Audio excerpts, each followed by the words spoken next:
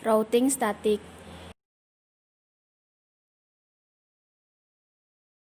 Yang A. Pengertian routing statik yaitu merupakan sebuah mekanisme pengiriman paket data yang ditransmisikan dari satu network ke network yang lain. Pada sebuah router biasanya mempunyai sebuah tabel routing atau lebih yang menyimpan informasi jalur routing yang akan digunakan ketika ada pengiriman data yang melewati router. Pada kasus tertentu, untuk menuju ke suatu tujuan, router tidak hanya memiliki satu gateway. Misalnya karena router harus menghubungkan ke banyak jaringan yang memiliki segmen yang berbeda.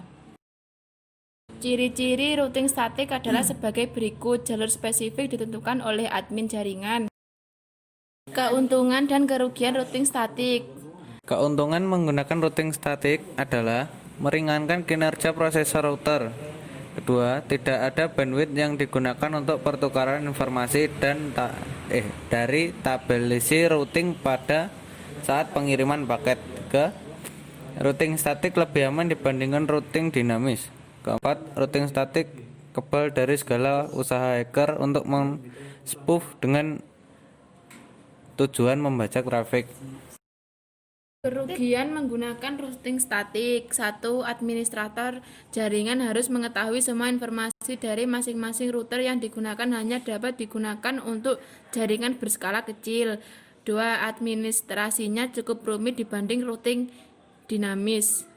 Terlebih jika banyak router yang harus dikonfigurasi secara manual. 3. Rentan terhadap kesalahan saat entry data routing statik yang dilakukan secara manual. Berikut contohnya. Router 1 yang akan dituju ke router 2 dikasih IP 172.17.0.1 prefix 24 yang ditancapkan di header 1. Kemudian router 2 dikasih IP 172.17.0.2 prefix 24 yang ditancapkan di header 1.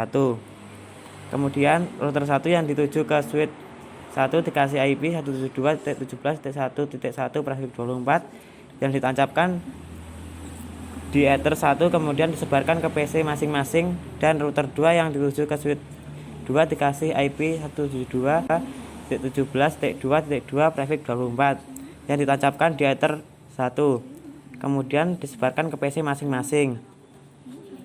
IP jalur router 1 ke switch 1 menjadi IP pusat dengan sebaliknya.